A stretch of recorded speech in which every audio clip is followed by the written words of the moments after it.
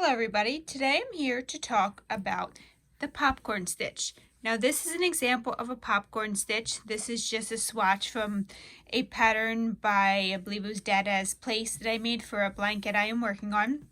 But as you can see, they pop out a little bit. Now there is a difference between popcorn stitches, bobble stitches, and puff stitches. This is my favorite, the popcorn stitch. Let me show you something I made with the bobble stitch. As you can see, this has the bobbles in it. Now this is very hard to see. This was actually a pattern I designed that I had to restart because with the bobble stitch, you can only make it one direction. The direction you're currently working is the back side of the bobble when you're making it. It will pop out the opposite direction from what you're looking at it. So as you see, these don't pop out very well. But if you look on the other side, some of them pop out very well. But even so, they just don't pop out as much. And not only do you have to be conscious of what side you're working on, but they don't stand out. One more advantage to this popcorn stitch is that these granny squares that have popcorn stitches, they will not stand out with bobble stitches. Popcorn stitches is the only thing that works well, that really works well with a granny square. Now let's get to how to make a popcorn stitch. So I just double crocheted a random amount just so I had something to work with. And I'm going to go ahead and chain 1, 2, and 3. And then I'm going to double crochet right in that side. I'm going to double crochet one more time before we get started on our popcorn stitch. So what I'm going to do is go ahead and make 5 popcorn stitches in this next stitch. So I'm going to double crochet 5 times in this stitch, in the same stitch. So there's 1, here's, oopsie, there's 2, there's 3, there's 4, and there's 5. So I'm going to go ahead and make that loop nice and big so we don't knock it out as we're doing the next part. So this is the great part about this stitch. You can make sure it pops out the direction you want. So to start, we're going to go ahead and count back 1, 2, 3, 4, 5 stitches, because we put 5 stitches in that space. I'm going to go ahead and put my hook in from behind. I'm going to put the loop through and pull it through, and it pops it to the back. Or if you want to go ahead and put it in towards the front, it pops it to the front. So if you stick your hook in toward the front, it pops it to the front. If you stick it in from the back, it pops it to the back. So you can choose which direction you're going to puff out that stitch. So let me show you again. So I went and I counted back 1, 2, 3, 4, 5 stitches. I put my hook in. I put that loop back on my hook, and then I pulled it through, and that puffed it out. So I'm going to go ahead and make a couple more. So let's just double crochet in a few more stitches.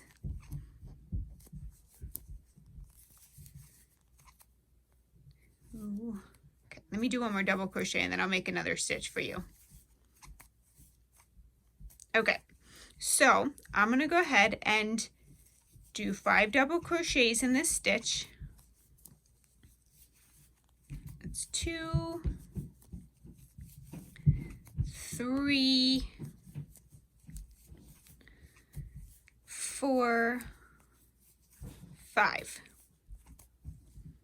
I'm going to go ahead and pull up my loop just so we don't knock it out when we're doing this, and count back 5 stitches. 1, 2, 3, 4, 5. Go ahead and stick my hook in, put that loop back on my hook, tighten it, pull it through, and then I'm going to go ahead and continue double crocheting. Okay, let me put one more double crochet and I'll show you how to do it again.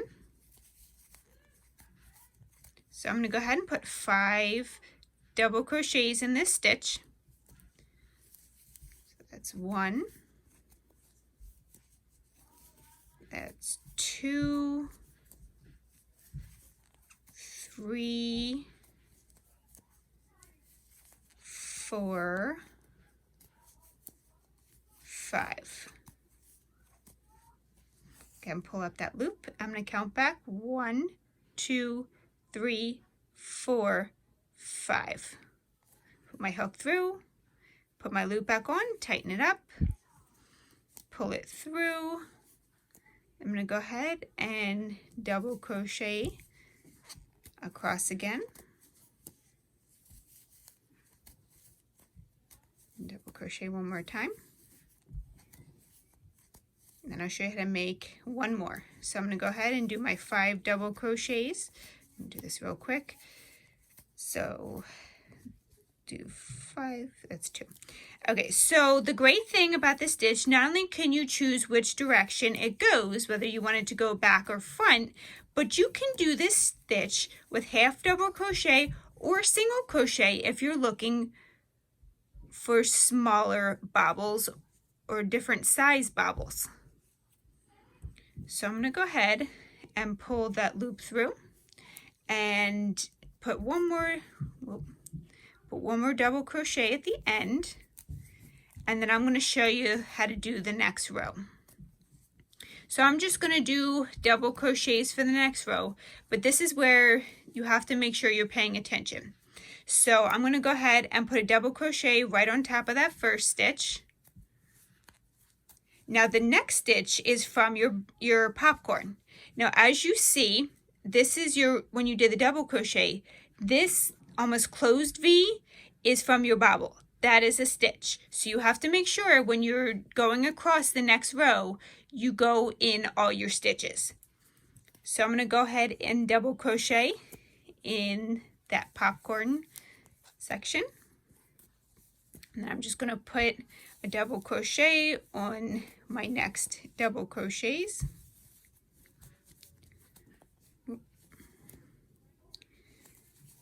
There we go. And then again, as you see, doesn't look like a regular stitch. Go ahead and yarn over and double crochet in that spot there, and then go ahead and double crochet in your double crochets.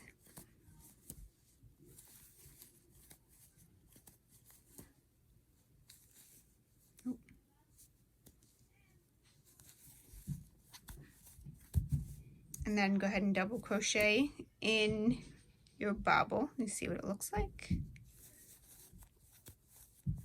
Okay, so that's what it looks like. Be very careful on the top. Now the first time as you're getting used to this stitch, I recommend that you go ahead and count your stitches to make sure you have the correct amount at the end of the row, because when you're first learning the stitch, it is very easy on the following row to go ahead and miss that stitch because you're not used to it looking different from that V.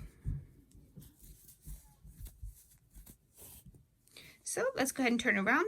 So as you see, that's what it looks like, and it's a little different on top. You can see it comes out a little bit, but it has a nice puff. It comes out very nicely, and you could even tweak it slightly so that it only comes out a little less if you did 4 double crochets. Now I worked up a quick little swatch just to show you. This is the double crochet bobbles, half double crochet and single crochet.